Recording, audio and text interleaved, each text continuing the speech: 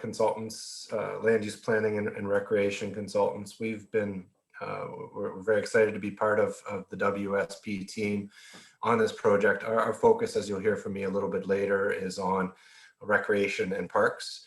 And really I look forward to the conversations that we're going to be having.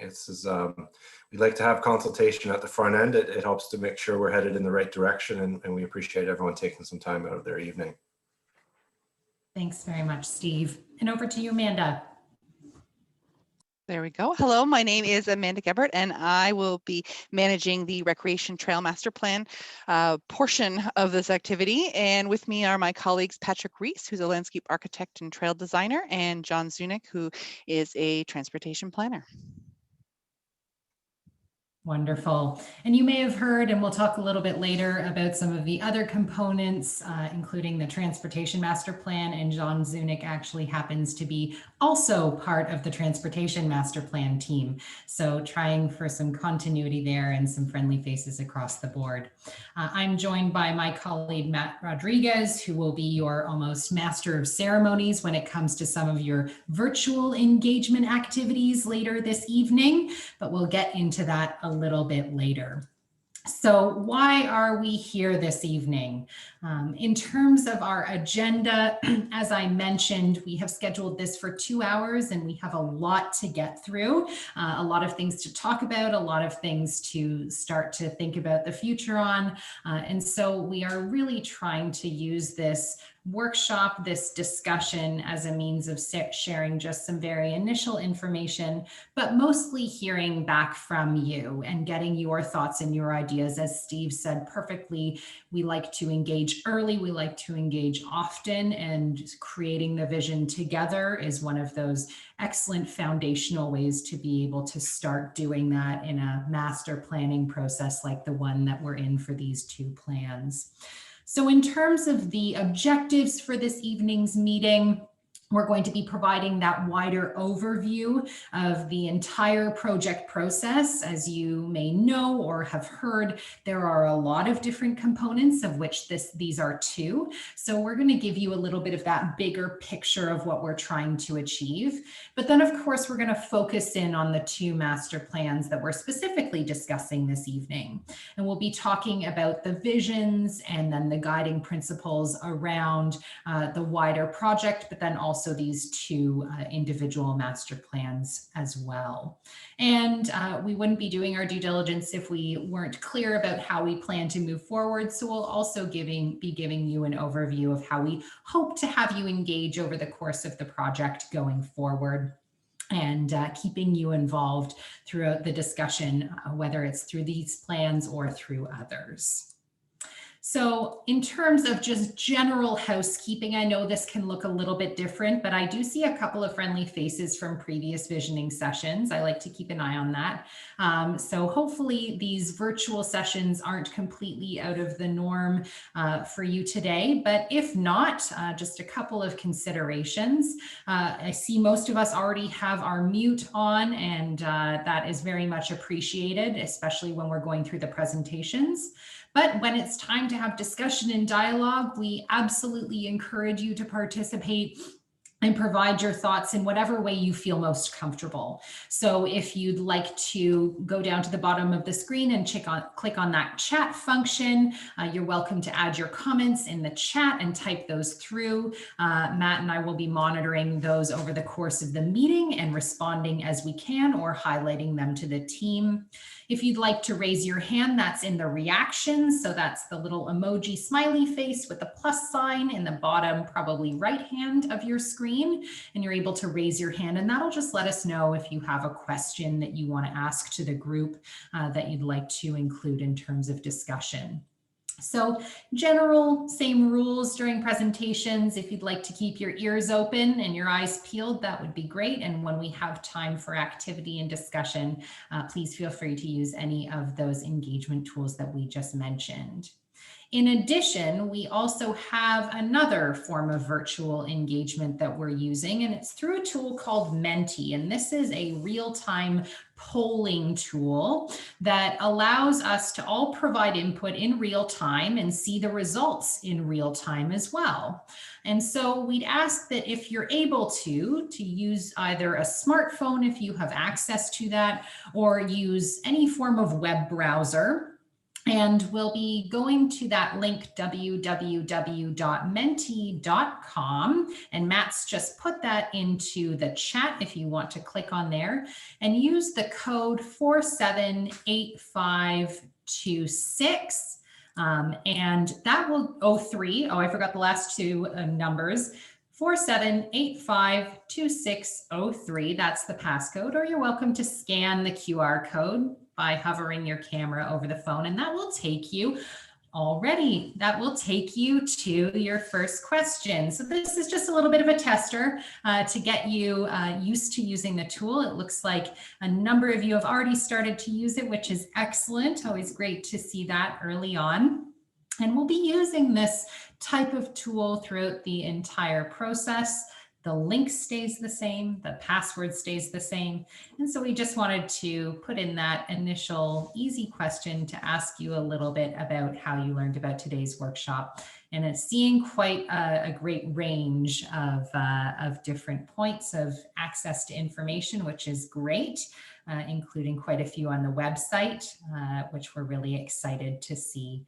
And of course, if you have any thoughts on how we could engage or reach out a little bit better, we'll be talking about that a bit later in the presentation.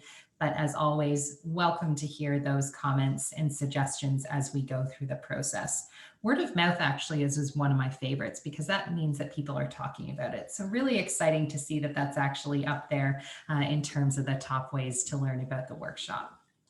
So it looks like everybody is relatively either engaged through this tool, which is excellent to see, or interested in using it. Either way, really great to see that number. And I just would note to Matt and to others that it looks like we're hovering around that 25, 26 mark. So we'll keep that in mind as we go through the different Menti tools in terms of the sweet spot number that we're looking for. So now I'll pass it over to Matt, who's going to give you a little bit of an overview of the project as a whole, and then we'll segue into the topic-specific presentations once we've given the full overview. On to you, Matt. Thanks so much, Claire, and bear with me one sec while I shift gears here. So as Claire said, my name is Matt Rodriguez, and I'm a planner with WSP, and be working closely with all the different teams through this process, through the different opportunities to get involved in the project. So right now I'm just going to give a brief overview of the project that we've dubbed Growing Together Strathroy-Caradoc. So you might know that the municipality is updating its official plan, and there's a number of reasons why the municipality is doing so. The current official plan was adopted by council in 2006 and then approved by the province in 2007. So it is a number of years old, and and there's a need to review it and refresh it and make sure it reflects the municipality of today and tomorrow. The municipality is also required to update its official plan under the Planning Act, which is the legislation that requires municipalities to have an official plan. It also needs to conform with new provincial policy and the County of Middlesex official plan. So again, there's been a number of changes from the province that the municipality needs to take into account in its official plan. The municipality also needs to manage growth and development over the long term. So what is the future of Strathroy-Caradoc looking like, and how can we plan best for that? And then lastly, there's a number of master plans and studies that are going on right now at the same time. And ultimately, those will inform updates to the official plan to ensure that everything is really coordinated and that there's a comprehensive plan in place to take the municipality where the community sees it going in the future. So Growing Together is a 2-year project to plan for the future of Strathroy-Caradoc over the next 25 years or so.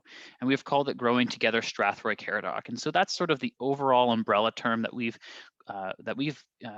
use for these different 8 master plans and studies. And so together, all of these master plans and studies will guide infrastructure and budget decisions, maintain or enhance the quality of life that residents have come to know, and also inform new policies in the official plan. And I'll explore the different master plans in the next couple of slides in a bit more detail, just to give everyone a snapshot and sort of an even playing field of what we're looking at through this project.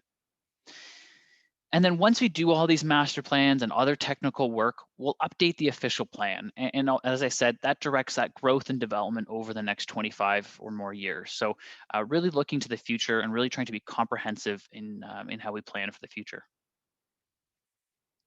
So the first two projects I want to highlight, which are the reason why we're here today, and I won't spend much time because Steve and Amanda will be going over them in more detail, are the recreational trails and the Parks and Recreation Master Plan.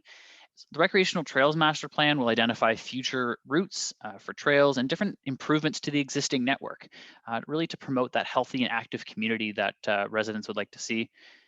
The Parks and Recreation Master Plan will guide decisions around things like parkland, community facilities, operations, and programs.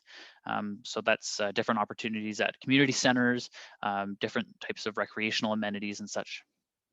We're also doing two other technical studies, one being an employment land study. Those are sort of otherwise known as industrial land sometimes. And we're ultimately just providing an assessment of that land to make sure that there's land in the municipality to support local economic development over the next 25 years.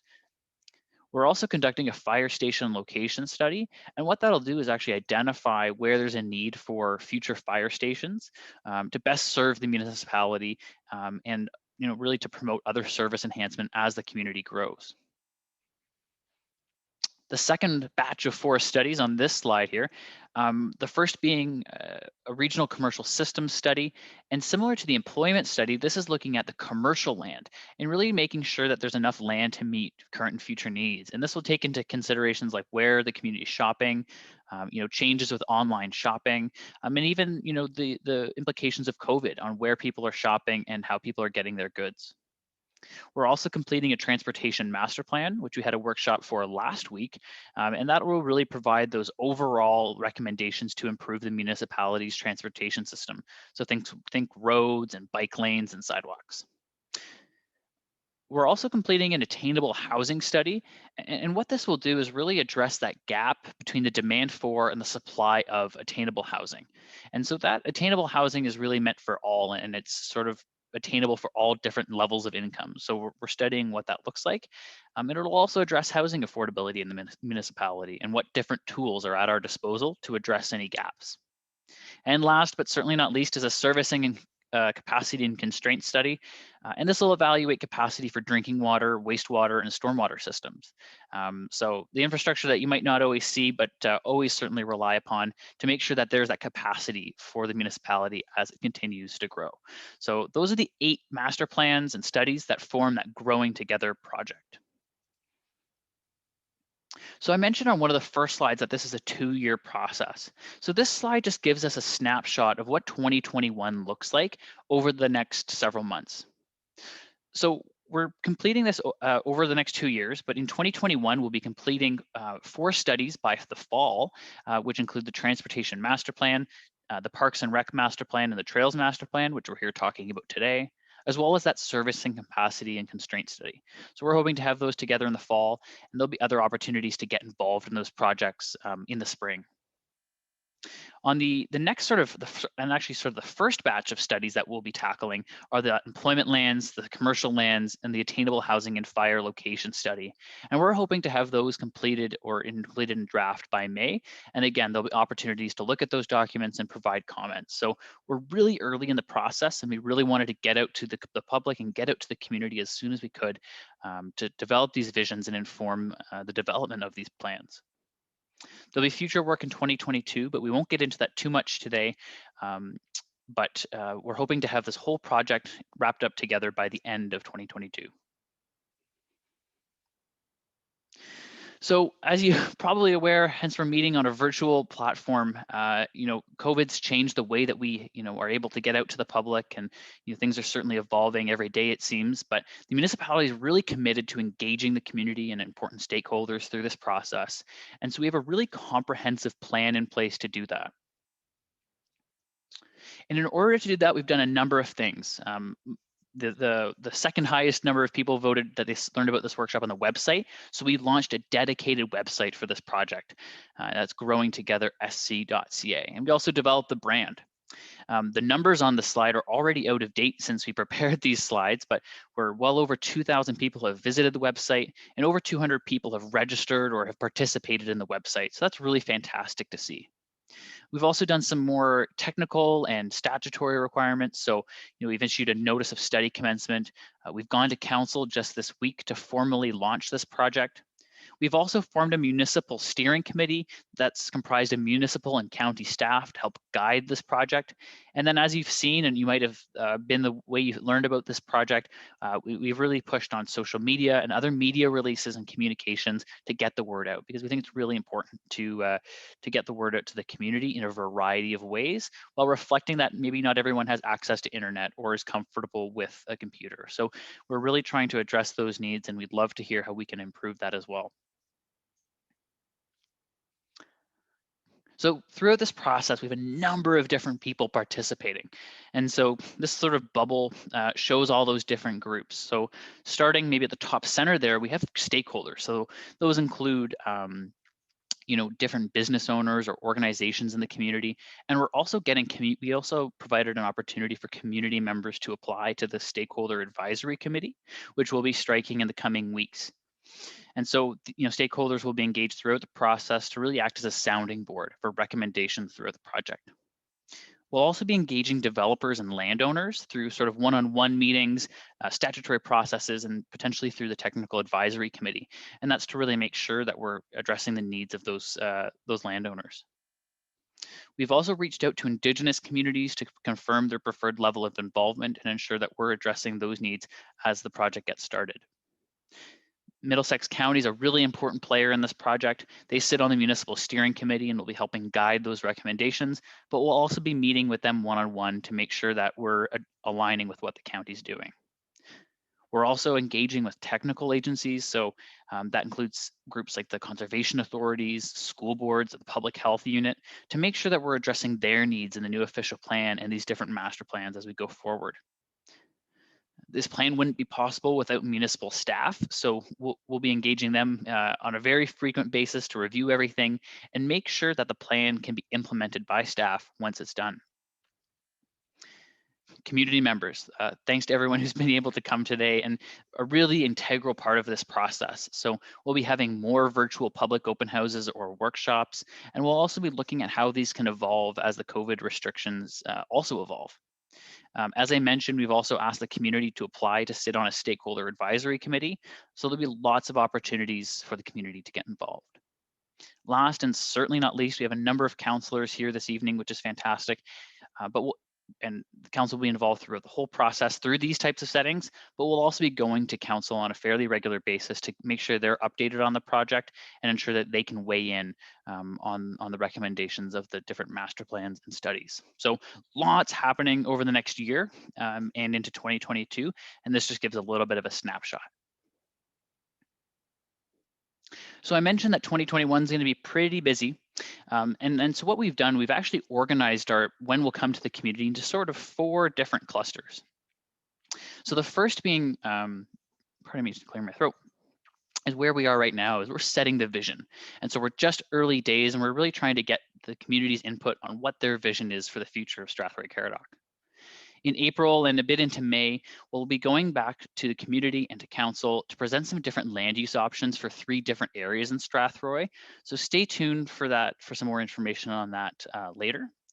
And then in May and June, and we'll be coming forward with some of the recommendations and big moves, so to speak, of the master plans that we're here talking about tonight. So we'll take all that feedback and then we'll come to the community to reconnect and show you what we're thinking. We'll take that all away over the summer and work on getting those plans together. And in the fall, we'll come back to the public and to the stakeholders and say, did we get it right? Do these plans reflect what we heard and what you had to say? And so we really want to show how community input has shaped these plans as we go forward. We'll have another set of this engagement in 2022, but the details on that are still just being ironed out as we figure out all the different steps that need to be completed. All right, so that's enough of me just talking. We're gonna hop into the activities now. We'll try and get through these activities and then I'm gonna pass it to Steve and Amanda and they'll walk through different activities specifically for those master plans. So bear with me here.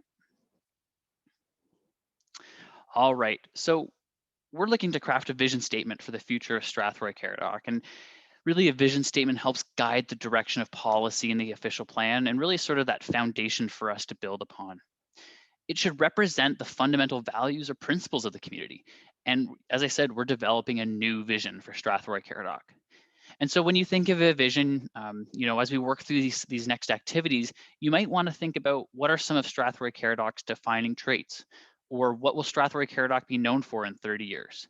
Another question that you might want to ask is, how would you explain Strathroy-Caradoc to someone who has never been to the community? So just something to get in mind. And then I'm going to flip my screen to the next activity, and then it should and then it should pop up on your devices, and the instructions will be on the next slide. So here's the instructions, and the code and the link are in the chat box if you needed that once again.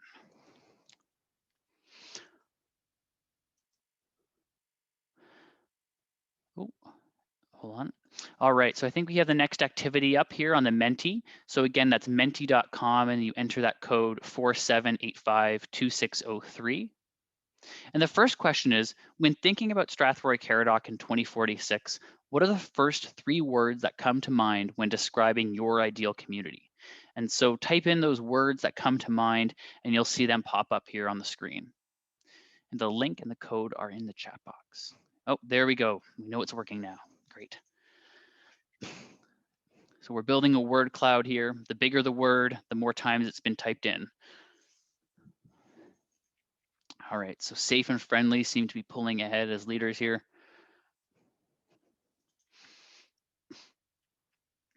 Lots of great input. Safe, still a leader here. Closely tied with friendly, welcoming, community. Some other great words in there: green space, progressive, agricultural, opportunities. All right, welcoming has pulled ahead as a leader here. This is great. So what we'll be doing is we'll take this input and help us shape that vision for the official plan. All right, a green community, a welcoming green community, a welcoming and inclusive green community. All right, so we got lots going on here. Okay, thanks so much, everyone. Glad everyone's been able to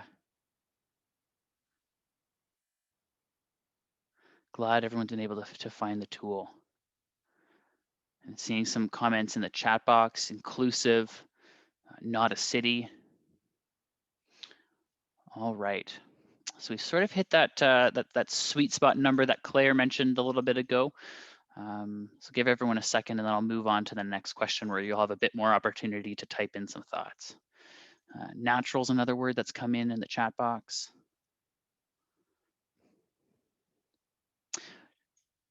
Just to get me, just so I don't miss it, the question: so will growth in Mount Bridges be considered later, or does growth in Strathroy mean Strathroy-Caradoc? Great question. So that comment was specifically about Strathroy. This is just 3 areas that exist within that settlement boundary that we're trying to designate. There was just some clerical errors that we needed to address from a few years back. But next year, we'll be looking at all of the municipality, Mount Bridges and Strathroy, to understand where growth needs to happen. It's a great question. Quiet, all right. So thanks, everyone. Looks like we've got lots of great answers. So I'm going to move on to the next question. What are some challenges to achieving your vision for Strathroy-Caradoc? So we have lots of great words, but what are some challenges? What are some barriers that we might need to address or overcome to achieve that vision? So when thinking about those questions, what are some challenges to achieving your vision? Just going to grab a drink of water really quickly.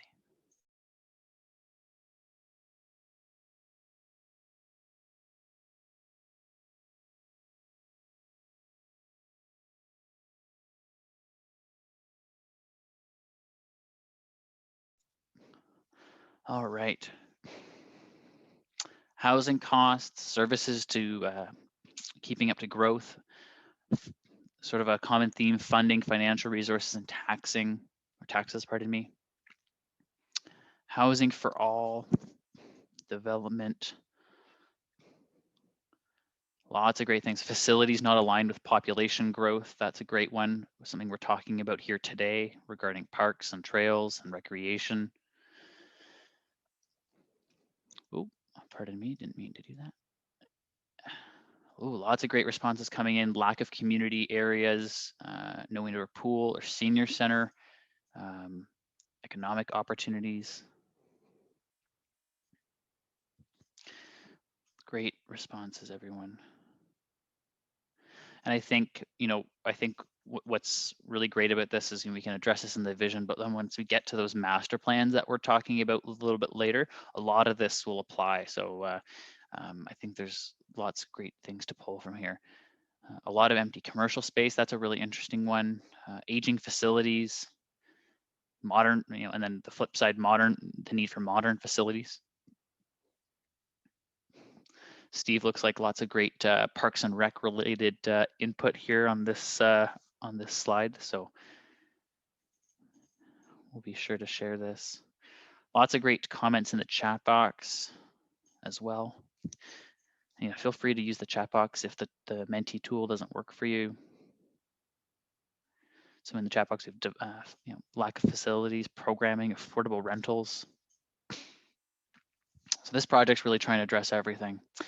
All right, so just in the interest of time, I'm going to move on to the next question, which is a bit of the flip side of that question. What are some opportunities that we can, that can help achieve the vision? And what can we harness in order to achieve your vision for the future? So we have those challenges, which are things that we can address through the master plans and through the official plan. But what are some opportunities that we can leverage to get there?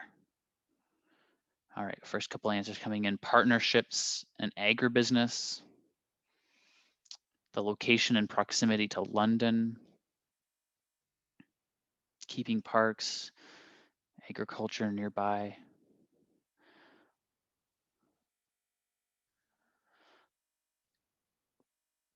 Tying to the partnerships, local clubs, the agricultural community, good combination of young and older families, for sure.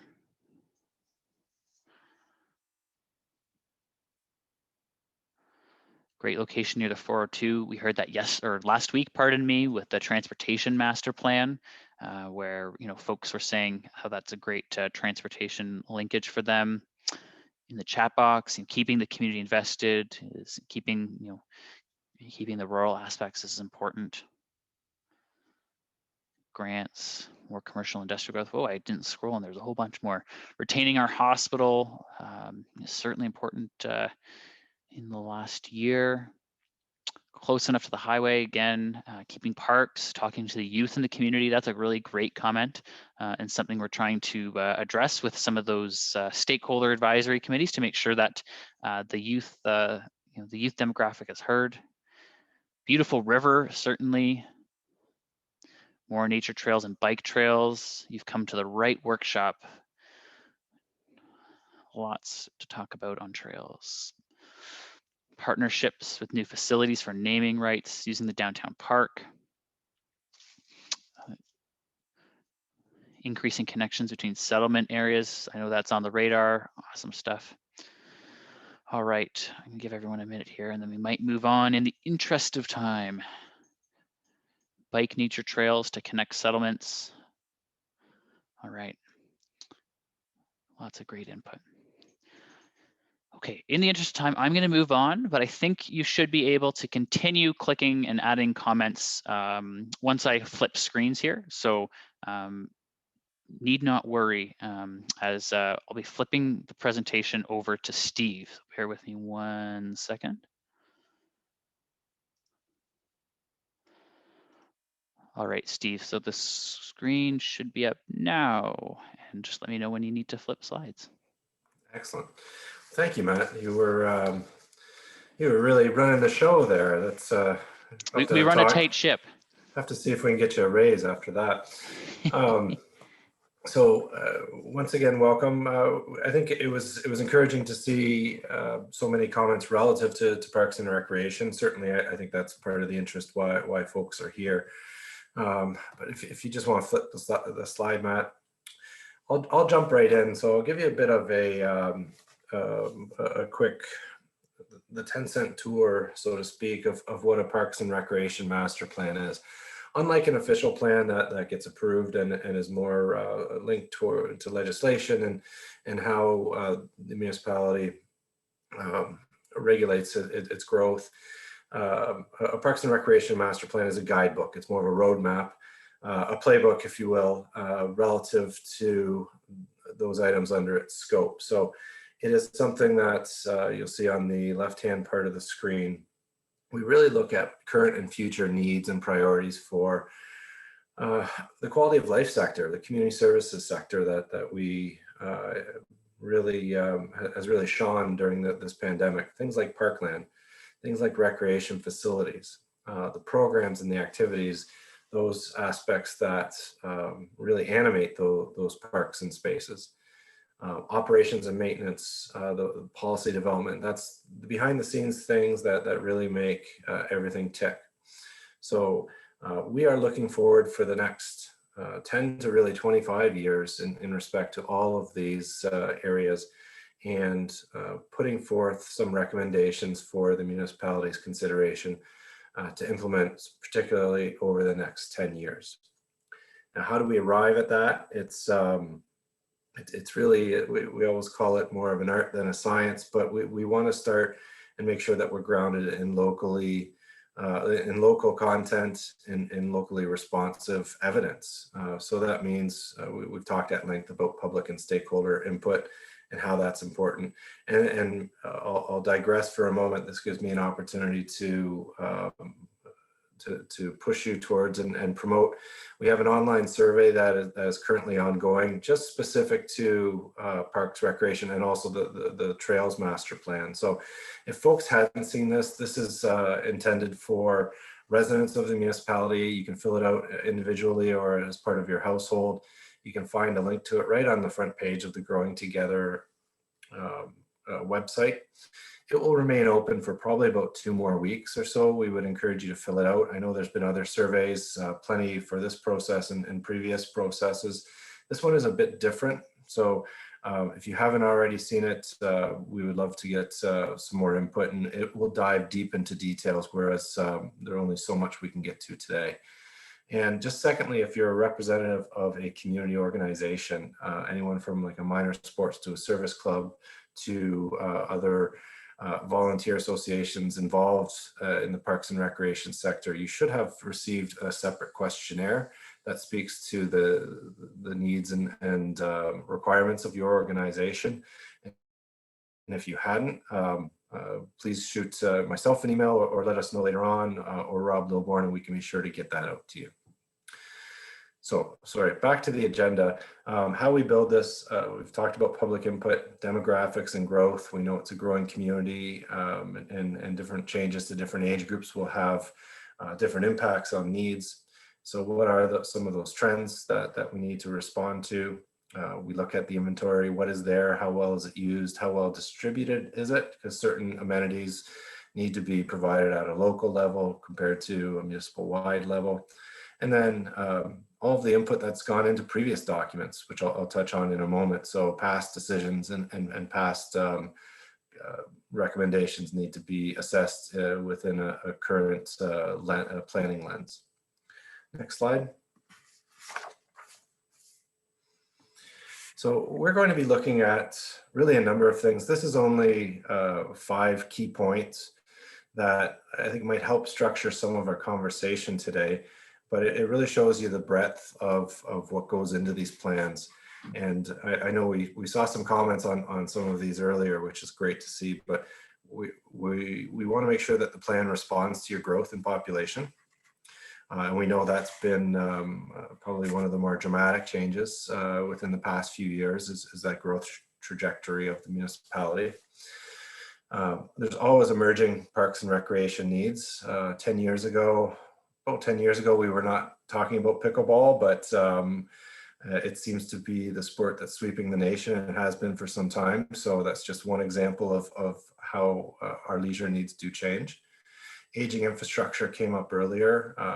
That applies to some major facilities in your community, as well as some more park-based amenities. So is it time to start replacing or renewing some of those? Effective and efficient service delivery. We recognize the municipality cannot do it all. We rely, like most municipalities, heavily on the volunteer sector for certain things, partnerships with other providers. We want to make sure that those are maximized, and the master plan provides an opportunity to get everyone rowing in the same direction. And obviously funding limitations. That's something that we always need to be conscious of. It doesn't necessarily mean costly, but needed recommendations and strategies are not put forward, but rather it does enter into how priorities are set and the approach that's taken to bringing those, implementing those types of recommendations. Next slide. So I mentioned there's been a few other documents that really helped provide a foundation for us, and some of you may have participated in previous public engagement programs relative to these. Rest assured, we will be sure to leverage that information, and it's really provided a real good grounding for us. First and foremost is the community, really, I think it's community or corporate strategic plan. That identifies the vision mission for the corporation. There was a lot of different input on that. I'll touch on that in a moment. Late last year, there was surveying and consultation around a recreation facility renewal plan. That plan, we hope to provide a real deeper dive into some of your more major amenities, your arenas, and recreation centers in particular. So we hope to be able to integrate those findings into this master plan. It's just about complete, I believe. And so if you had provided input to that process, great. We'd still like your input as we move forward through this process. And the last time this master plan was done was 6 years ago. So we recognize a lot has changed in your community since that time. We'll be using the input and direction that we can from that, but also charting a new course forward. What we've heard so far from some of those previous documents that I mentioned, and I'll just pick on a few of these because it also came up earlier, upgrades to aging facilities, respecting the needs of all ages as well, and as it relates to parks, recreation, and leisure. It's not just children and youth, although they're an important demographic, also adults, also seniors.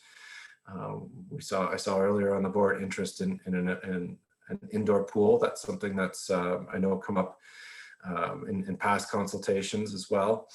And certainly developing a connected active transportation network, which Amanda will speak to more in a few moments here. So that brings me to, I think, the first of 3 activities that I was hoping to get some input on. And I think I'll pass it back to Matt to maybe introduce that element, and then I can provide a little bit more discussion. Yeah, totally. So let me flip my screen, and then everyone should be able to vote. And again, if you scroll up in the chat, the code and the link are there, but they'll be on my screen. They should be on my screen now.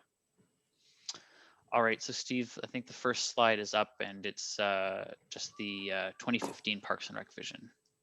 Super. Okay, so this is, there might be some overlap with the previous question, one of the previous questions, which talked about an overall vision for the municipality as a whole. Now we're starting to drill down a little bit more specifically around parks and recreation. This is the vision that was contained within the 2015 master plan. We want to get a sense of whether or not it still resonates and reflects what the community is looking for. And if not, are there certain philosophies that we need to move forward? So this is not the time to talk about specific facility needs, but rather we want to think about, again, those philosophies, those guiding principles, those fundamental values, and really a vision is intended to be our compelling statement of the future. So what do we want to achieve? The last plan talked about Strathroy-Caradoc having a diverse range of parks and recreation activities and venues that contribute to improved health and well-being, that facilitate individual participation and volunteerism, that enrich quality of life and community development, and that sustain the integrity of natural environment. So I guess using that QR code or chat box, if there's other, if you agree with some of these, let's see some of those statements. Oh, it's a So yes, first no, question sorry. is it relevant? And then we'll jump into statements. Perfect, thank you, Matt. Sorry, Steve.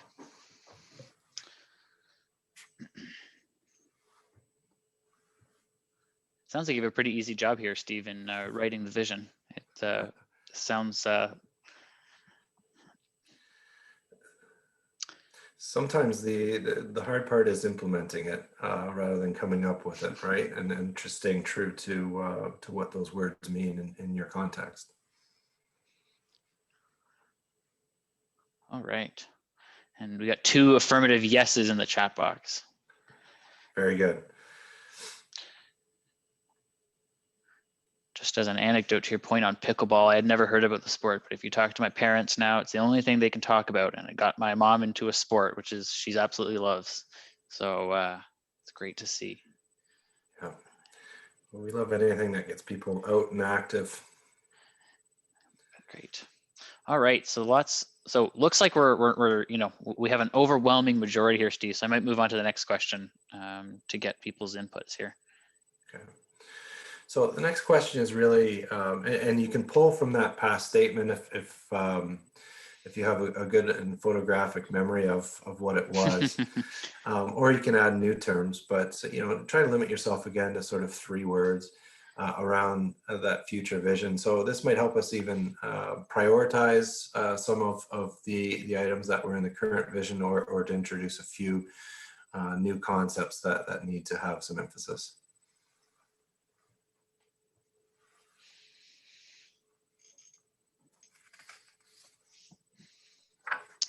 All right, some answers coming in.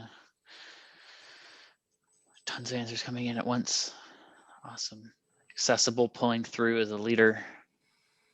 Clean, inclusive, accessible. In the chat box, we have well-maintained. Certainly something that Steve and team need to consider is the maintenance and funding for that.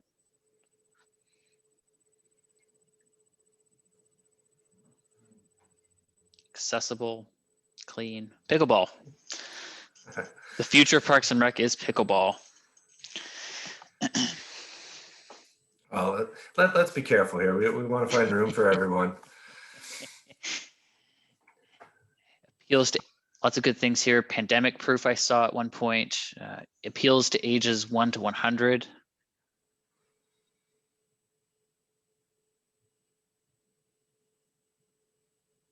Okay, lots of great options coming in.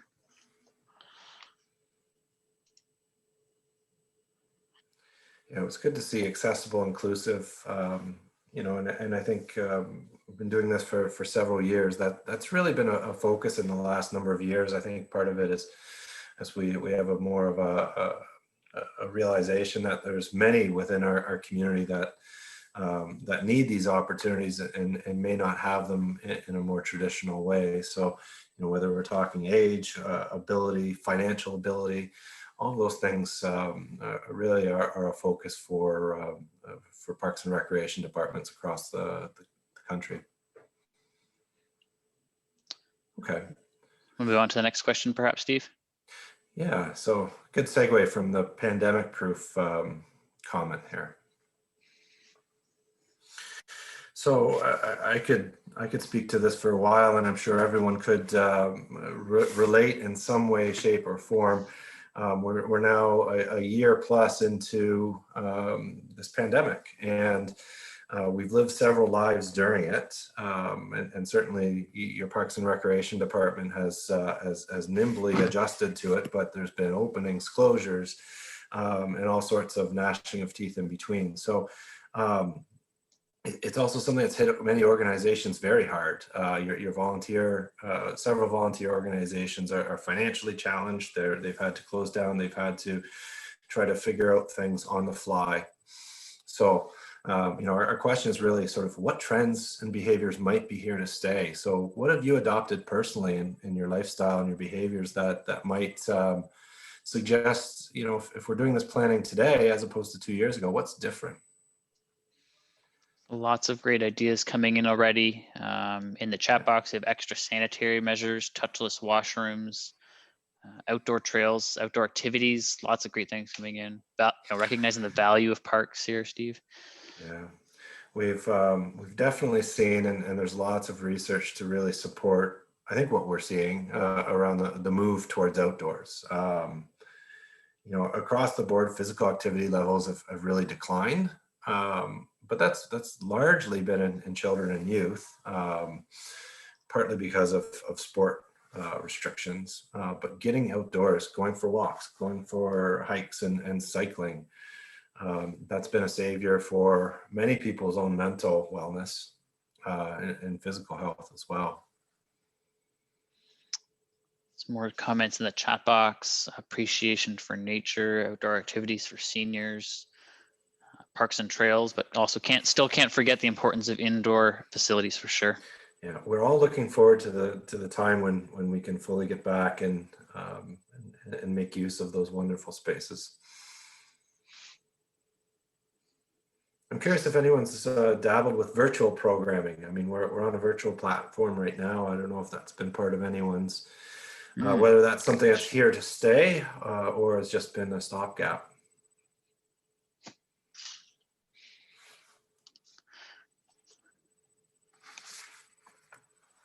Great question. Lots of community centers and music classes going online, for example, and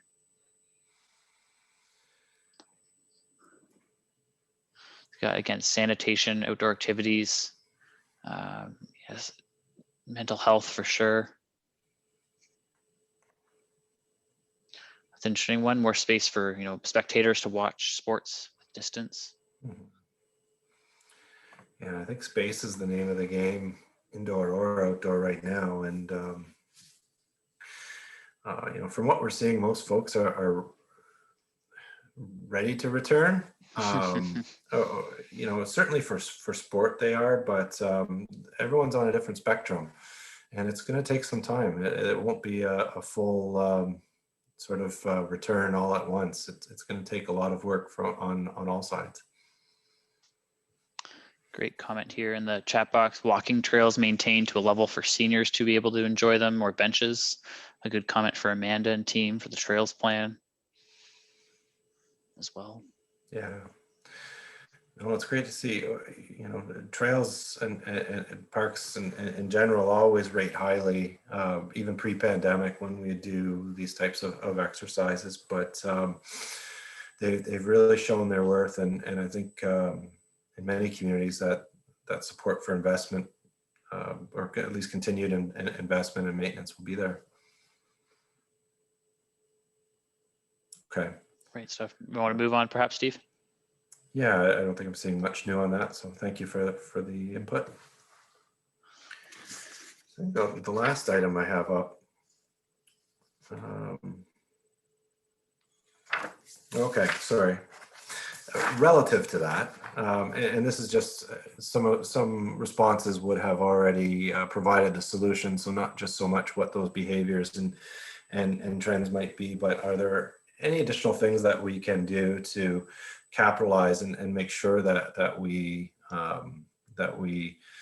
respond to those needs? So I think what we were looking for here, it might have been part 1A and 1B to the question. Things like washrooms, things like maintenance will become much more important.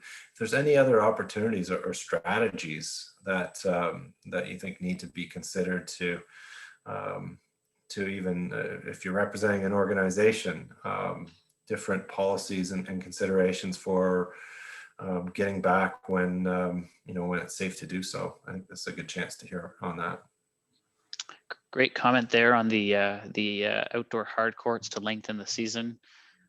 I know, just to add again a personal anecdote, I know my folks who I said play pickleball quite religiously. They actually got together with friends and asked their city councillor to keep the courts open where they live, and the community goes out and shovels the courts to continue playing outside. And so something new that they all got into this year.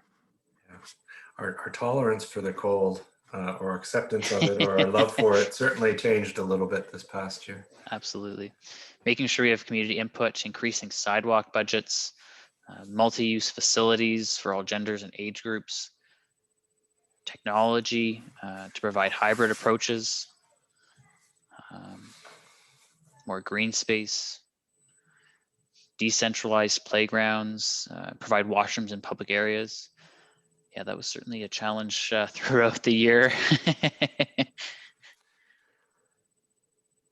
Investing in infrastructure. Some common threads, making sure trails and other amenities are accessible by seniors.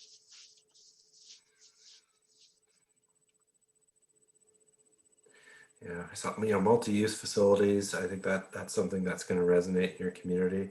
I mean, you have one in Mount Bridges right now. It's your vaccination center, so that's truly multi-use. Hopefully, doesn't have to be used for that again in the future, but it's there. Some comments about some activity needs in Mount Bridges, keeping existing parkland, cross-country skiing, other winter outdoor activities. Some great comments in the chat box. Not creating hard spaces on green spaces, keeping green spaces in parks, and improving them. Certainly lots of great comments here. Mm-hmm. Okay. No, that's great. I do appreciate that. I think that gives us lots to go on and make sure that we can keep those items and solutions strategies top of mind. Oh, got a few more coming in here. All right. Perhaps, some more coming in. Great comments here. And our last question, which we'll get to in a moment, is a bit of a catch-all as well. So if something else strikes you that might be more specific to a previous question, feel free to throw it in here. Sorry, I keep flipped to the wrong one. Okay. So I think the last question I have, Steve, is the main priorities and sort of the top 5 things. Do we have an open-ended part to this, Matt, or is it? I don't think so. I think the. Let me just double check here. No, I think that's the last Parks and Rec question. So if there's an open-ended, we can go back to the last one after. Okay, I'm going to suggest we do that. So, sure. I think that this is absolutely a good way to get introduced to that if we can. I think it speaks for itself, but we're just trying to get a sense of where some of those hot button issues might be. It's always hard to separate one from another, but we've heard a lot about parkland. It's in a neck and neck race with recreation facilities. Recreation facilities, I think what we mean here is mostly our indoor spaces. Operations and maintenance, making sure that things run smoothly, that they're available to the community. Programs and activities, those could be programs or activities that are provided by the municipality or others.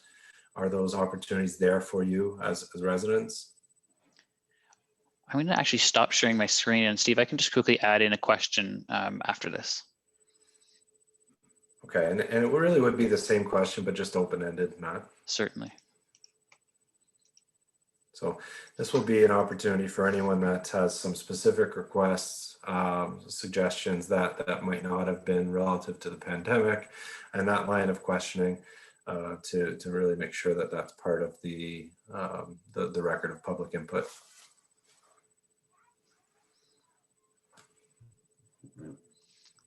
Bear with me 1 second.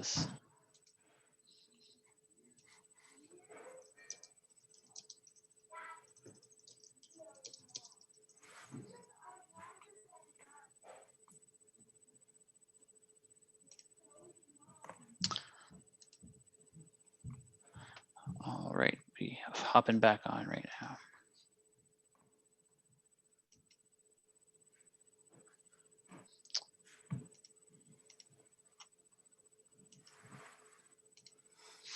All right.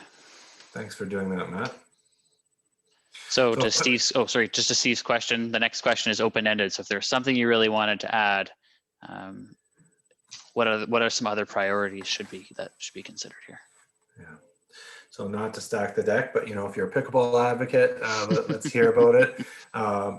We've seen indoor pool a few times. Again, not that I'm only referencing some of the things that we've heard earlier.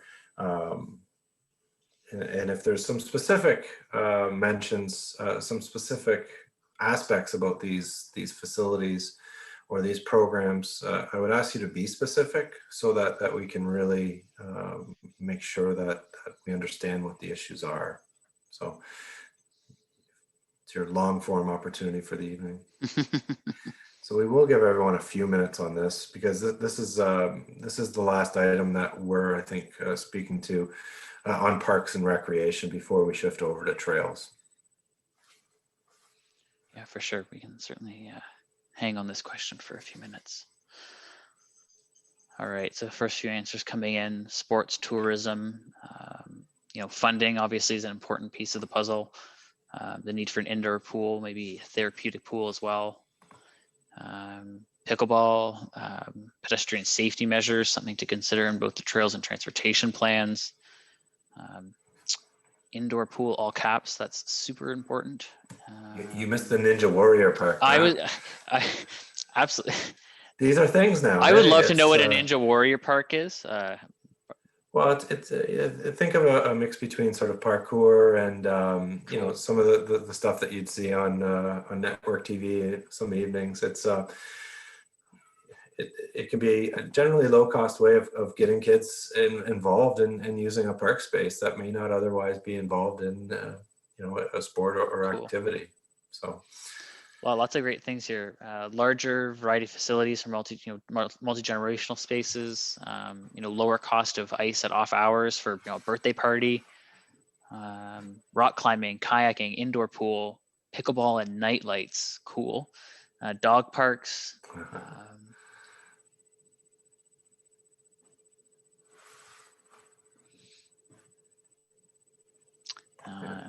Have some comments in the chat. Availability of sports in Mount Bridges, not just the arena or walking trails, and certainly, I mean, all areas of the municipality will be included in this plan. So that's top of mind for the work that we're doing. Lots of cool activities here. Connectivity between both ends of the municipality, something that's being considered through the trails and the transportation plans. Indoor walking track for winter, that's a great one. Trail running.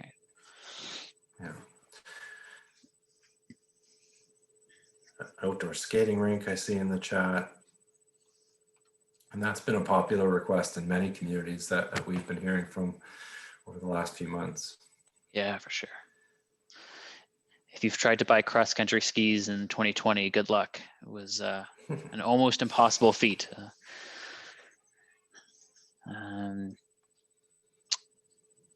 All right, space multifunctional year-round, soccer, lacrosse, volleyball.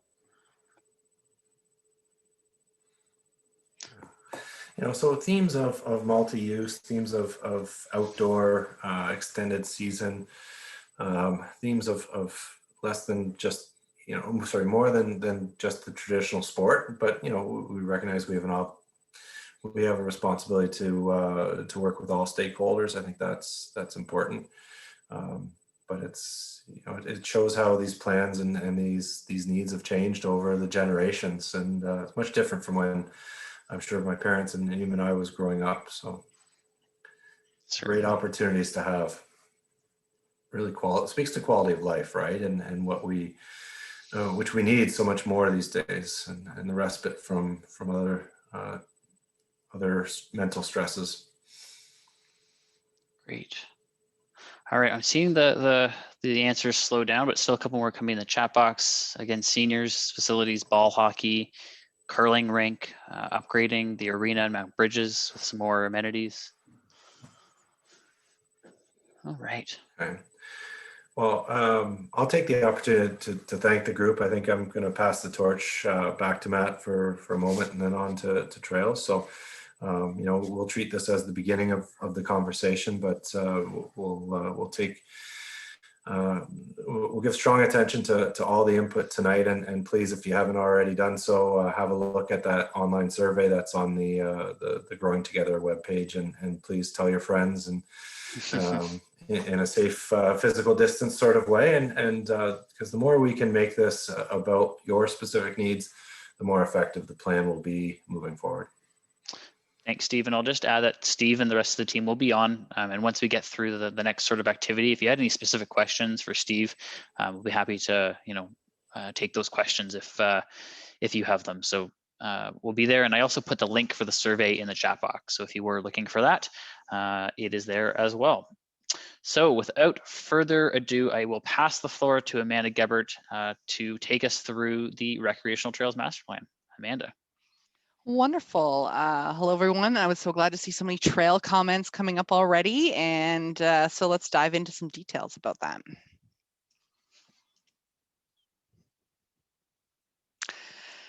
So about the Recreation Trail Master Plan. So through research and community consultation, the master plan will identify current and future needs and priorities for the function and programming of existing trails to determine how we can make the most of your trail system. Connections to parks, schools, and other locations, including places we shop and work. The future trail routes, both within your existing community framework and as you grow. Trail uses, how we use them now, how we'd like to use them, and thinking about trail tourism and other things like that. Wayfinding and regulatory signage, and whether that, you know, expands beyond the physical realm into the digital space. Safety and security, and maintenance and life cycle management.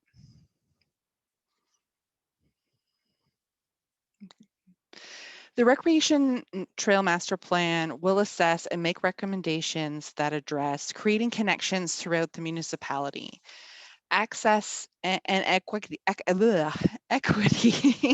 So removing barriers and supporting participation. And this is everything from barrier-free to looking at things through gender and age lenses. So we really want to encompass both challenges and removing those barriers for your community as a whole. Land acquisition for future trails, taking advantage of existing land opportunities such as rail corridors, municipal lands, and strategic partnerships to grow your trail in a logical way.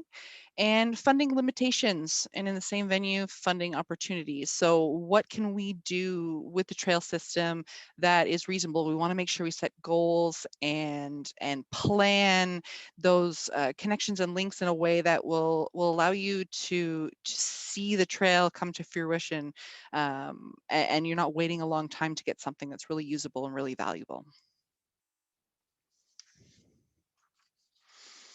So some supporting documents, similar to the other studies, this master plan is going to be informed by the Park and Rec master plan that was previously completed, and as we work with Steve and his team. The downtown master plan, the transportation master plan, which is currently underway. So we'll be really working closely with that group as well to make sure that we integrate both this recreational trail system as well as, you know, your road active transportation, and take advantage and really create those opportunities through linking those systems to create that really community connectivity. What we've heard so far, you want to support accessibility, active living, and healthy communities, enhance trail amenities, and connect key destinations. Consider a trail connection between Mount Bridges and Strathroy, and develop a connected active transportation network. So again, looking at how we can create a sequence of recreation and road-based ways to move about your community that will support physical health and the health of your economy at the same time. Wonderful. So before we jump into the activities, Amanda, I did add something just at the bit of a last minute before we got going, but I know John was in the community the other week, and I was wondering if, I'm going to go back to the pictures I added. Perfect. If you can just add some, John came out to sort of look at some trails, he drove around and did a bit of a site visit. And I was just wondering if he could potentially weigh in on, maybe some of what he saw and, maybe what some existing assets are that he thinks that should be considered. So John. And he was there at a great time. There was snow on the ground, but it wasn't snowing. So John really got a good sense of where you guys want to walk. So over to you, John. Oh, you're muted right now, even though it doesn't say you're muted. How about that? All better. There we go. All right. Yeah. So the photos that we have on the slide here are just a very quick snapshot of what I had observed on the ground. I guess the top image, it looks like a rail corridor, but what was also very evident on the ground was just the number of footsteps and just indicating how many people actually use the existing rail corridor in Strathroy, less so in Mount Bridges, as a cut through to travel east and west across the town. The photos at the bottom are just a snapshot of the Rotary Trail near Victoria Park.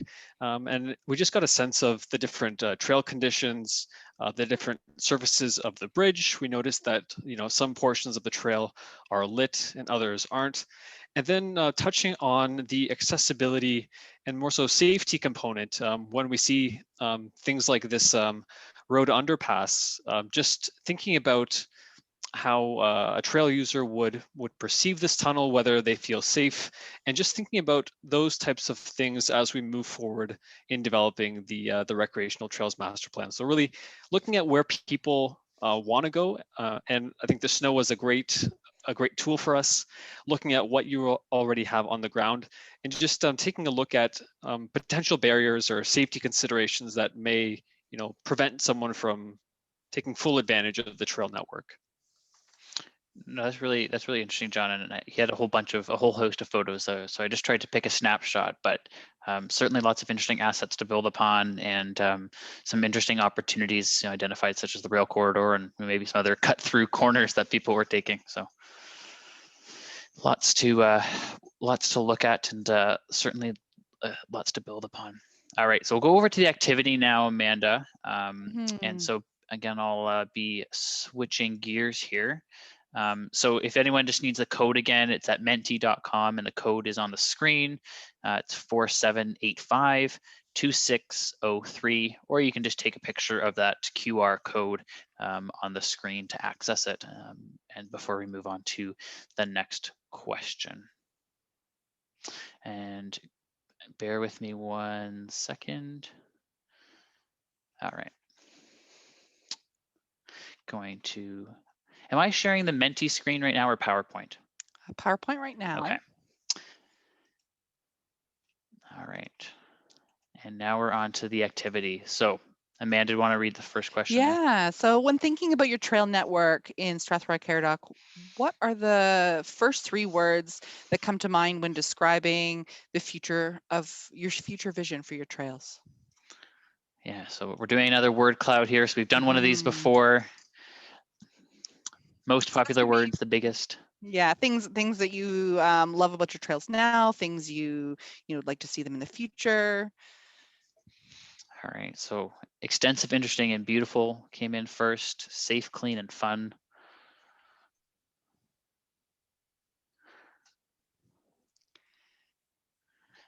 Yeah, and I think one of the key next steps that Amanda and team will be working on is developing that network and really kind of understanding those missing links, right? And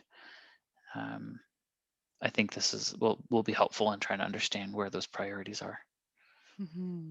Accessible, once again, was another priority on the parks plan that came through, so a common thread.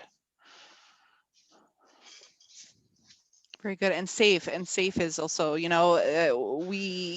winter is so long and so dark. We need to get out on our trails in the winter, and a lot of people are using those trails year round. And I think that's especially a time of year when we start to think about safety and start to think about what we can bring in, maybe lighting in some places, maybe there's other things we can do and snow removal too, as we're experiencing and getting out more in the winter and talking about different ages and abilities and barriers. So removing those barriers, it could be snow removal, it could be lighting, it could be emergency call boxes. There's all kinds of things that we can do that would, you know, allow people to feel that they can safely participate and that they can access the trail system reasonably. Few other comments coming in the chat box: wide enough for biking and walking, so that multi-use function. Beautiful, safe in nature again. Smooth surface for seniors, certainly an accessibility concern. All right, so a number of good words coming in here. Accessible, safe, and clean seem to be the reigning champions right now.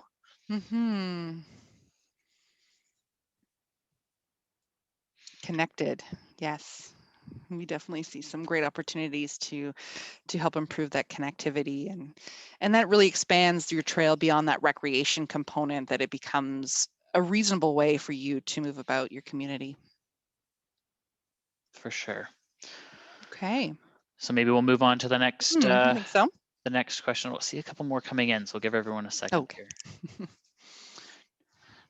We have that sweet spot of 23 to 25, and we've now hit it. So maybe We've got things like easy to access, biodiversity. We talk about the natural environment, and you know, it's something that we see. We have some more urban trails associated with roadways, and then we have those trails that we want to feel like we're out in the forest.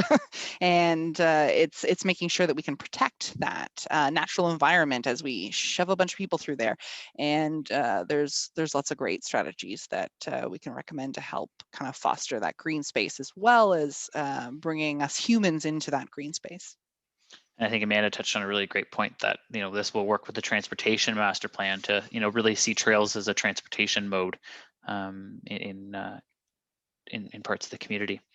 All right, so I'm going to move on to the next question, just in the interest of time. Oh, wow, people already voted on it. I didn't know you could move ahead without me. That's fine. What do we need you for? Yeah, my job is irrelevant. No, great. People are already engaging. So this is a poll. Continue to vote if you haven't already. How do you currently use trails? So we have walking, cycling, scooter or rollerblading, cross-country skiing or snowshoeing, ATV, snowmobiling, and equestrian uses. Walking, pulling ahead as a leading use, followed by cycling and other wheeled mobility in third place. And these are really important information to get, especially as we start looking at trail surfacing and how trail widths and what kind of amenities we put with the trails.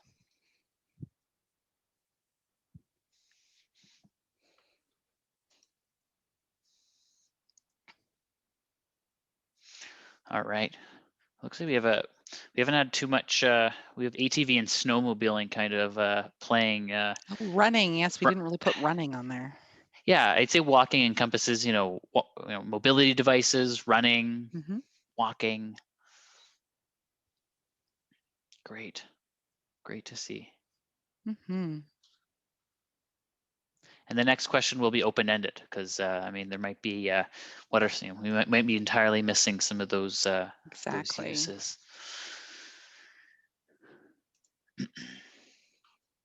All right, so I'm seeing it slow down, so we'll go on to the next question.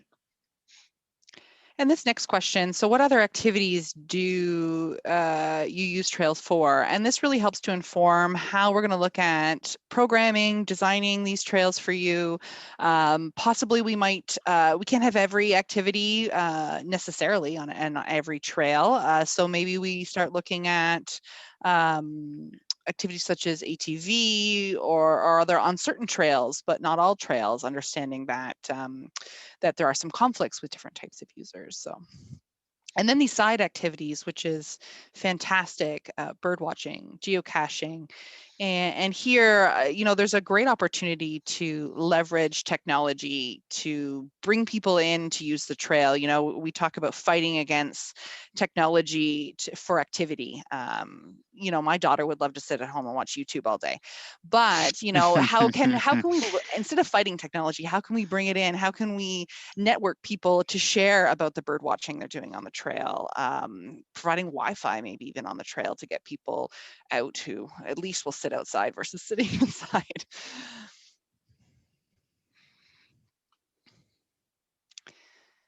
And even programmed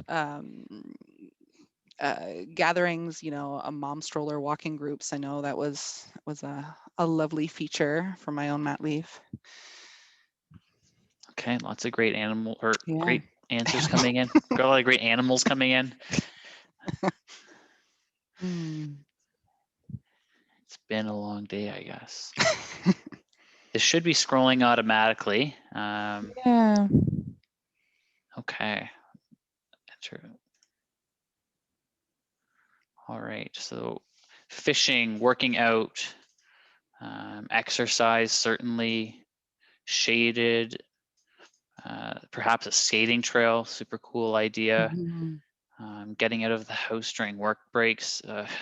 Trust me, that's been my saving grace this year.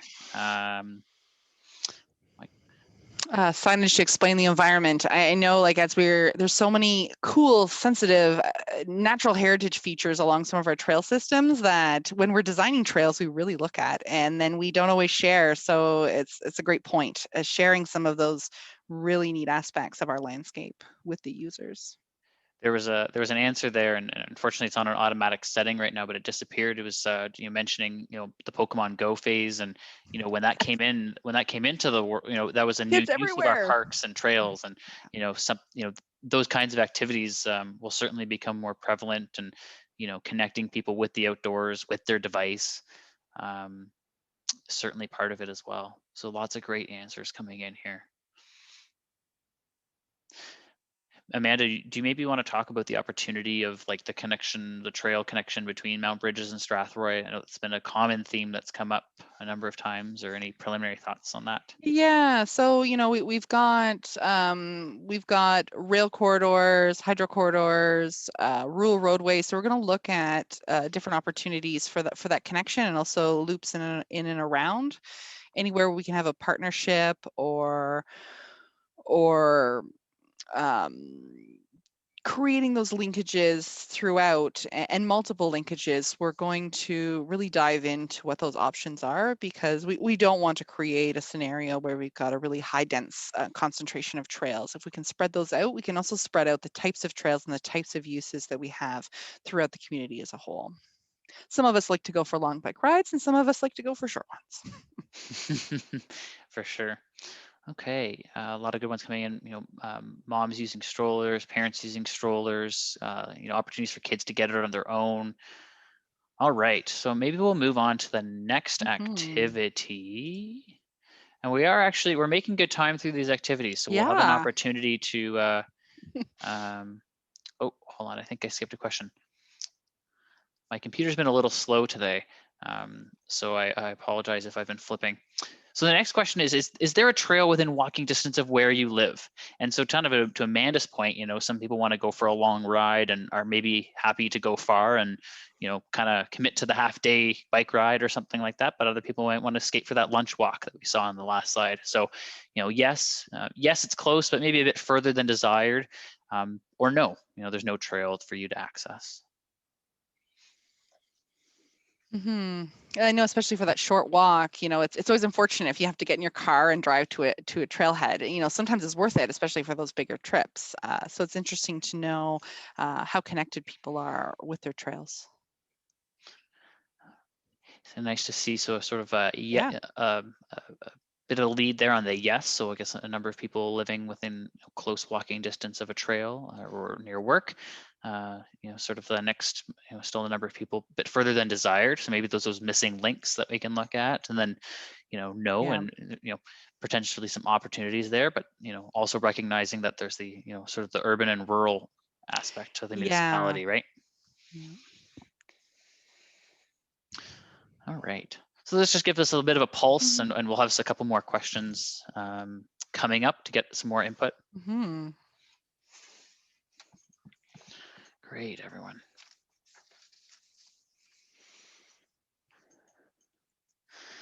I think it's really interesting to see the yes. I think that gives us a good foundation to build a trails plan and some good stuff to build upon for sure.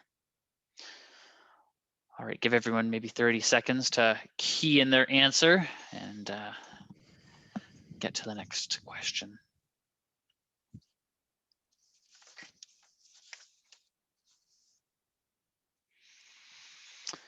All right.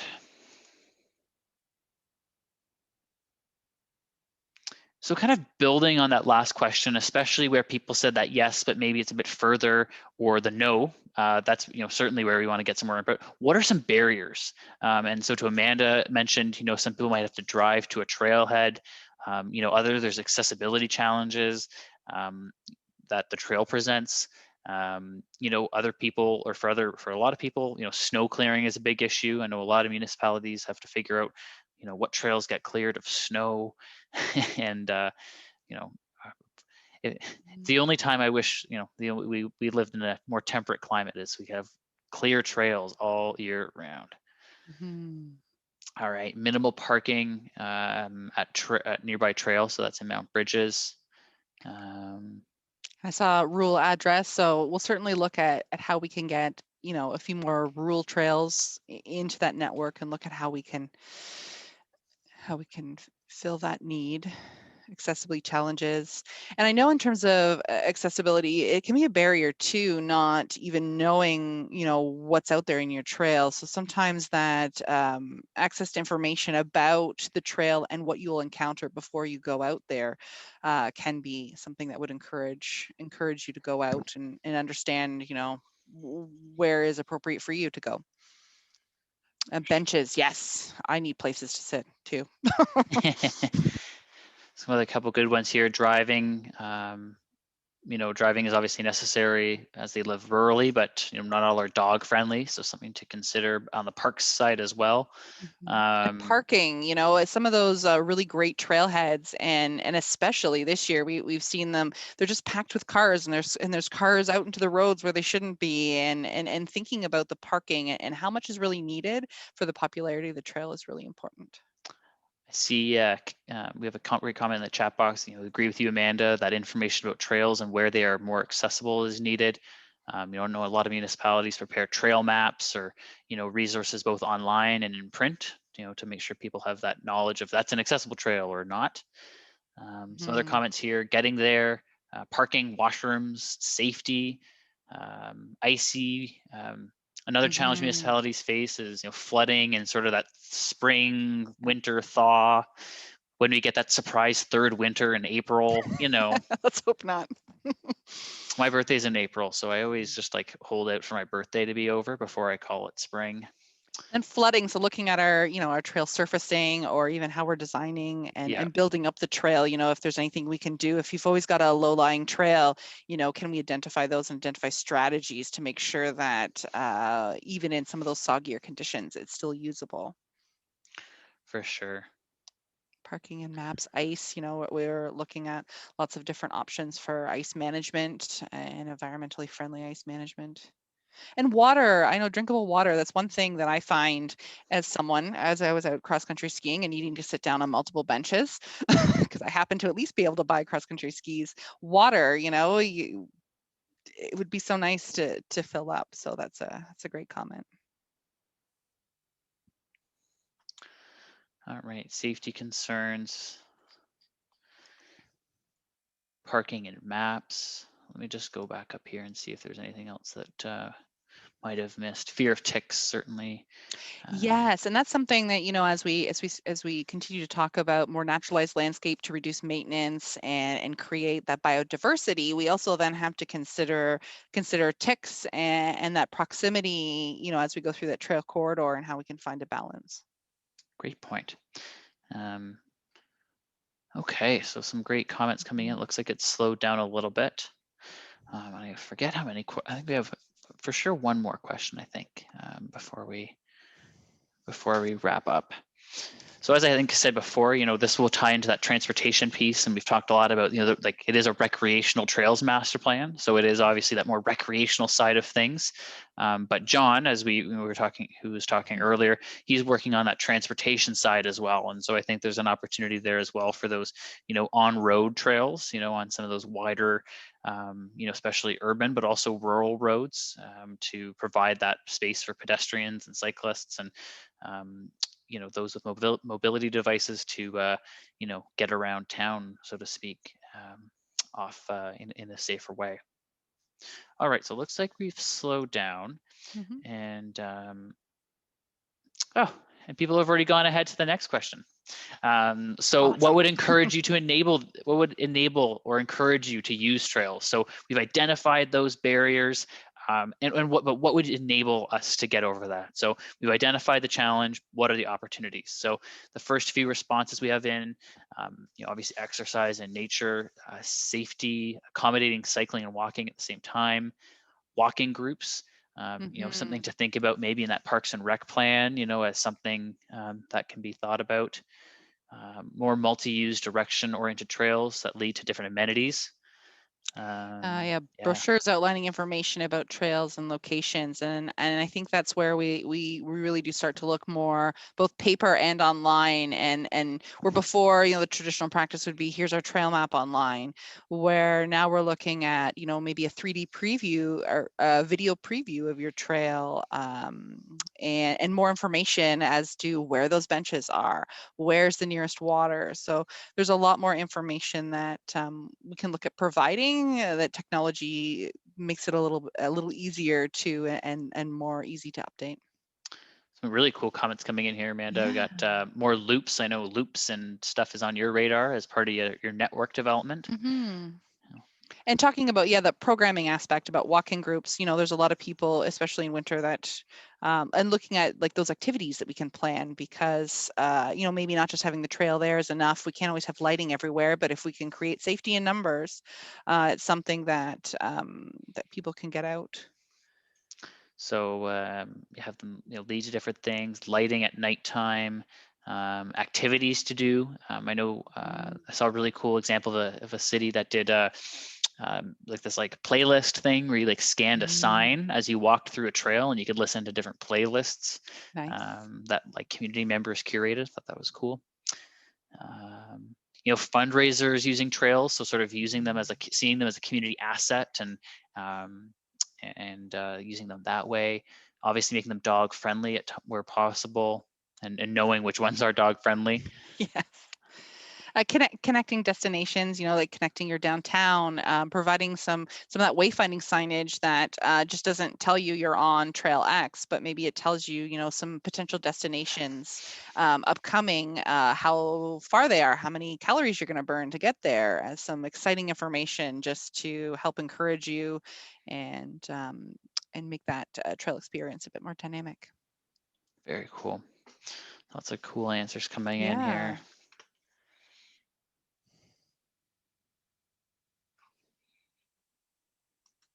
Very good. Have them, and mine's half covered up, but I think it says have trails lead to places of interest. That's just more my. Oh, okay. My. Have them lead to a point of interest or create a point of interest. I think the point was saying. And we can do some, there's some really great things communities are doing with temporary art installations on trails and other things, just to get people excited and just discovering new trails and new places. For sure. Historical facts. Oh, I would have loved that. I was a scout through universities. That would have been really cool to see on trails. Great comment. Yeah, certainly lots of different ways to use trails, and get people excited about them. So lots to consider in this master plan, for sure. And another comment about also keeping them natural. So, we can come up with all kinds of fun, crazy ideas and have a Vegas trail, but at the end of the day too, we need to loop back and understand those core qualities of what make trails fantastic. Sure. So I see it slowing down maybe. And so I think, yeah, so I think that that wraps up the last bit of the trails piece. Was there anything else, Amanda, that you wanted to add before we move on? I think I think that covered everything. Things we're going to look at. That natural heritage, those inherent qualities, how we can leverage technology, inclusivity, and removing barriers, and looking at the trail from different gender and age and ability perspectives. So we're hoping to sort of cover that, and also leveraging your trails in your community for that economic growth, tourism, as well as those everyday assets that you as residents want to enjoy. Okay, great. Thanks so much. All right, so we're right on track on time, so that's fantastic. So I'm actually going to flip screens now. So thanks so much, Amanda, and thanks to the Trails team for hopping on. So let me flip screens here. So we've just about reached the end of the workshop. So we've walked through these 2 master plans and we've done a number of activities around them. And really, thank you so much for participating. I really hope that the Menti tool that we used today was, interesting and looked to be easy to use. Didn't see any troubleshooting messages in the chat box. So hopefully it was easy to use and it helped get your input down sort of in writing, so to speak. So we want to sort of frame next steps and then also just sort of tie up and get your feedback on today's session, because we think that's really important for us. So in terms of some next steps, this is the last of 3 workshops that we've had over the past 3 weeks. And so what we're going to do is we're going to prepare vision statements. So we're going to take all this input and we're going to write a vision statement similar to that one that was presented by Steve a little bit ago. And that's what, again, will form and inform the basis of those master plans and studies. And then what we're going to do is we're going to report back on the website. So you'll hear from us probably in the next couple of weeks. We'll just send you a thank you, but we'll also point you to an opportunity to share your thoughts and to check out what we heard. And we'll provide a survey or another commenting tool for you to look at what we heard, to confirm what we heard, and just make sure we got it right before we go too far. And so that will be in the next week or 2, as I said, and you'll hear a bit more from us once that's active. We'll also be meeting with the Stakeholder Advisory Committee and Technical Advisory in the coming weeks, and that'll be that touch point to get those agencies and get the stakeholders and get those community members who applied to the table to get that input to inform those master plan recommendations. As I said a bit earlier in the presentation, we'll be planning another round of engagement, so some more public meetings, some more workshops, some more interactive activities on the website, and that will happen in sort of that late spring 2021, so in the next few months, to collect feedback on the various master plans introduced at today's workshop. So stay tuned for that, for sure. So, as I said, there's tons of ways to get involved, and we want to provide as many of those opportunities going forward. So the first up is the opportunity to complete the visioning survey that I mentioned. That'll be available in both electronic and paper formats. So once that's available, we'll talk to the municipality to make sure that that's available at the municipality's office if you want to pick up a hard copy. You can also go to the project website and use the ideas tool to just leave an idea, share your thoughts, share an idea that you might have, but also to complete that survey that Steve was talking about that's going to close in the next couple of weeks. We'd really value your input on that. And lastly, there's apologies, a bit of a typo in that last sentence, but we're going to have a map up to leave a pin on a map for the Trails Master Plan. So you can leave a pin in a location that we should look at in the Recreational Trails Master Plan using the interactive map. And so that'll all be on the project website once this workshop's complete. At any time. So, once these, if you've missed the survey or you missed a workshop or you just want to get in touch, go to the homepage at any time. It'll be as up to date as possible. We're not going to let it get out of date. So it'll be as current as possible. But you can also email us if you have a specific question or, you just want to make sure you have the latest information. And that email address is officialplan@strathroy-caradoc.ca. And so you can email at any time and we'll endeavor to get you a response back in short order. I'd also encourage you, if you are on the website, to register to receive project updates. And so that's important. You know, pardon me. If we have your email, we can just send you a note when there's something coming up, just so that you know what's on the radar, so to speak, and to stay informed as we go forward. So growing together sc.ca is sort of your hub for all things information at any time.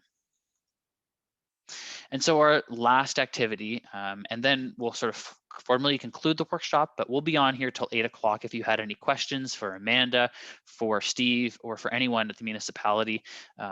We can certainly field those questions after. So feel free to raise your hand or type in the chat box if you are interested.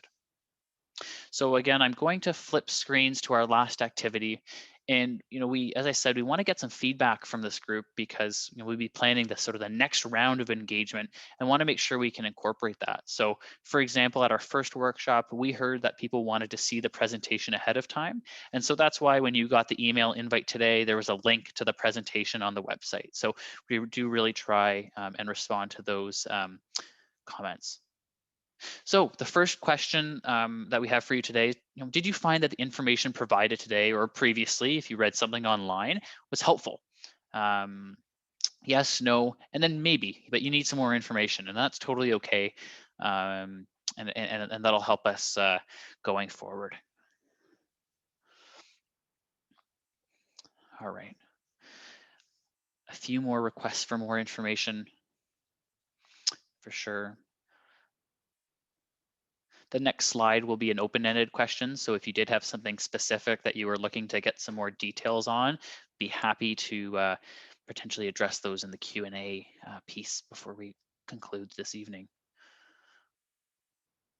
All right, so, you know, overall, you know, glad to see that it seems that most people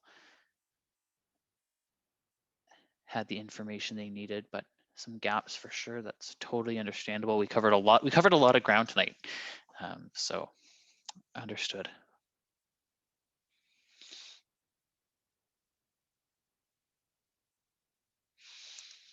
All right. So thanks so much for that. And as I said, the next question, it'll be open-ended. So if you have any, if those, you know, if the maybe team wants to, you know, provide any, you know, text to their or context to that, be happy to address those. All right, so the next question is, how else would you like to be involved in the project? And so, as I said, it's open-ended. If there's anything else that, you know, you think we're missing in terms of, you know, how we're getting the word out to the community, you know, what we're presenting in our presentations, you know, we really want to hear that and really try our best to integrate that as we go forward. As I said, we're just getting started. We're in month 2 or 3 of you know, essentially a 24-month project. So certainly time to take this into consideration.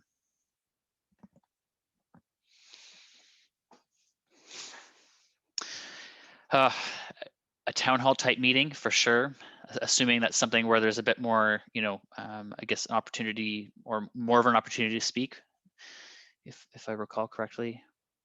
Be happy to take that after we wrap up this activity.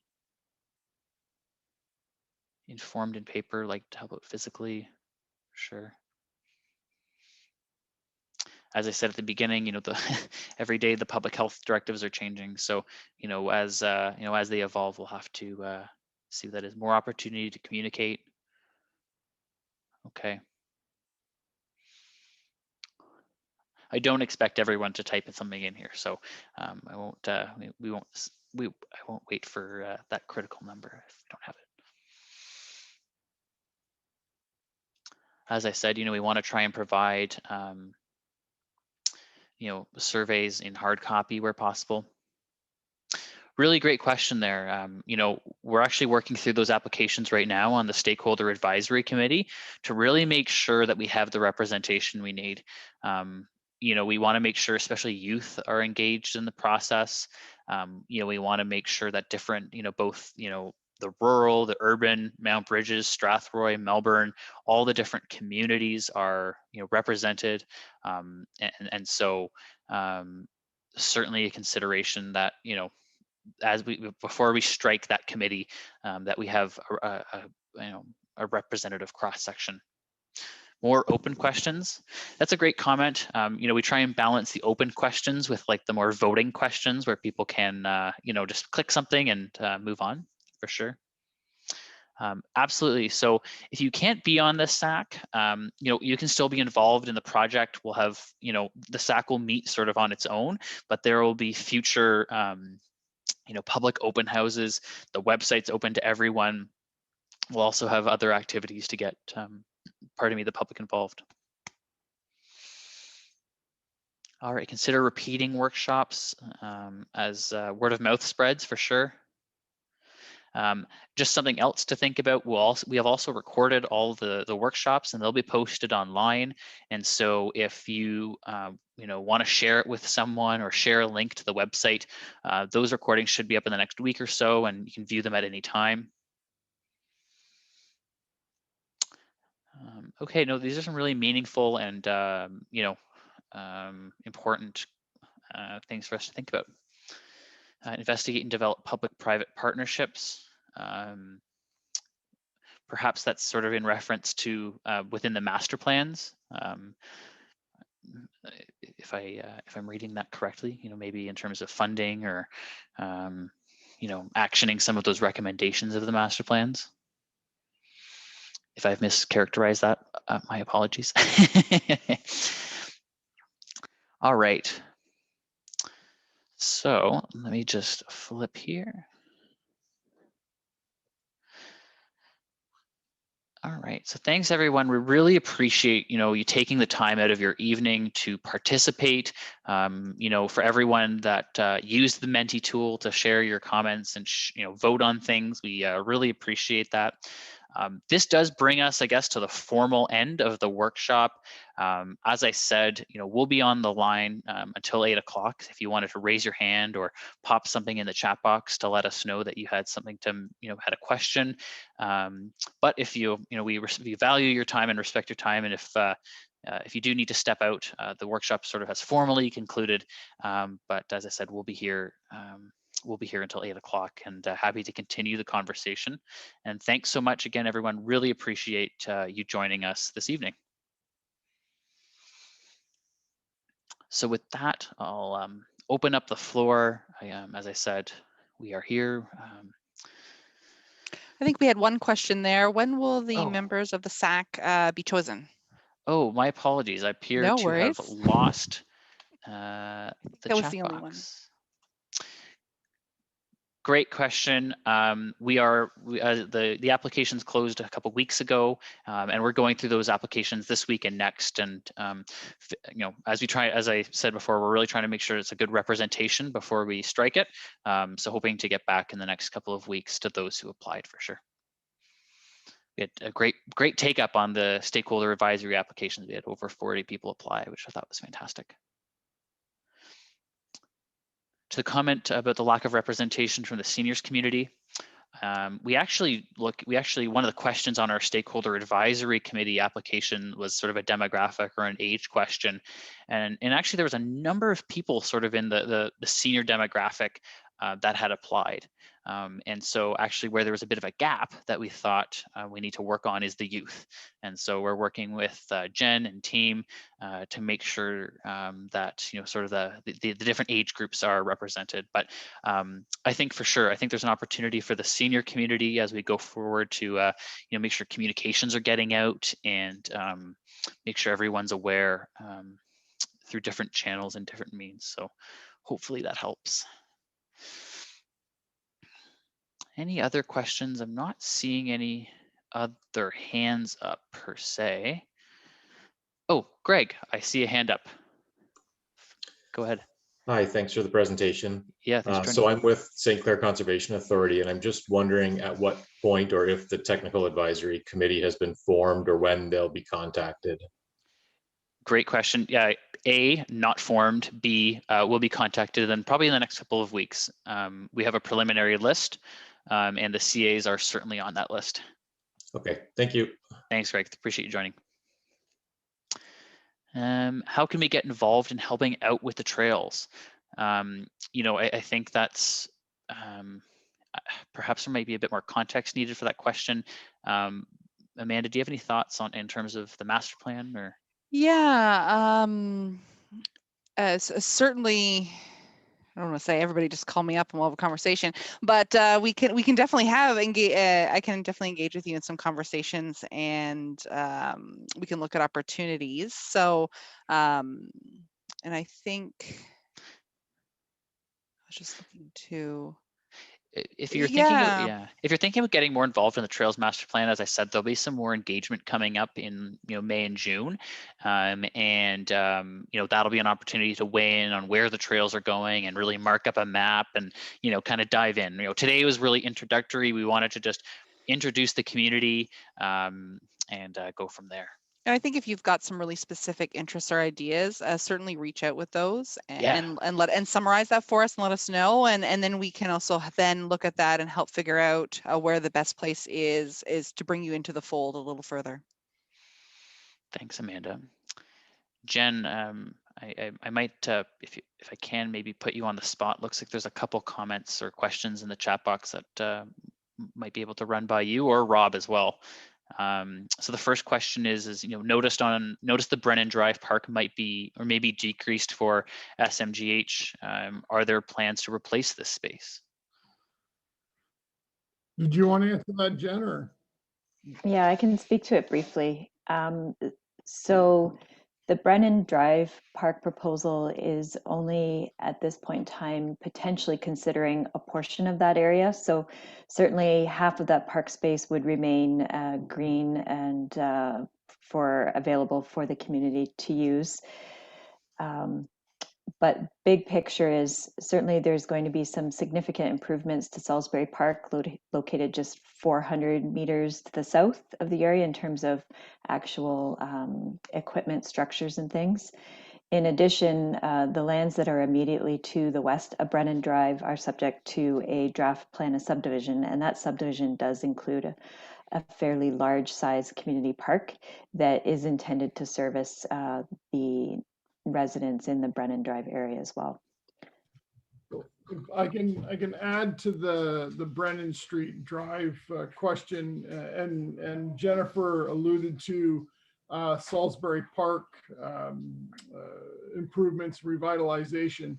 There will be a public portion information that will come out with a couple concept designs that have been developed by our landscape architects, and those will be shared with the community within 400 or 500 meters. Well, it'll be shared with the whole municipality, but those residents living within 400 to 500 meters of Salisbury Park will get notice of the information up on our website, and they'll be able to ask and answer questions at that time. Okay, thanks, Robin. Thanks, Jen.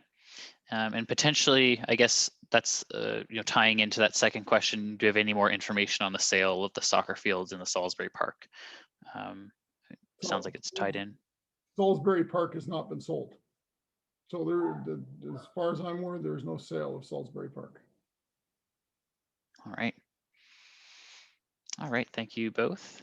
And Greg, I don't know if you're here, in official capacity, but just I guess a comment for you is, if there can be more benches along Walker's Drive, the trail at Walker's Drive there. So something to take away. Okay. And certainly something we can consider in the Recreational Trails Master Plan recommendations for sure. All right, so not seeing any other hands up specifically or comments in the chat box. And wow, at the time, the last 10 minutes kind of flew by pretty quickly. So it's 5:02. Again, I'll be on here till 8 o'clock with the team, but if you need to run and enjoy the rest of your evening, thank you for joining us this evening, and appreciate the time today. Thanks so much. Have a good evening, everyone.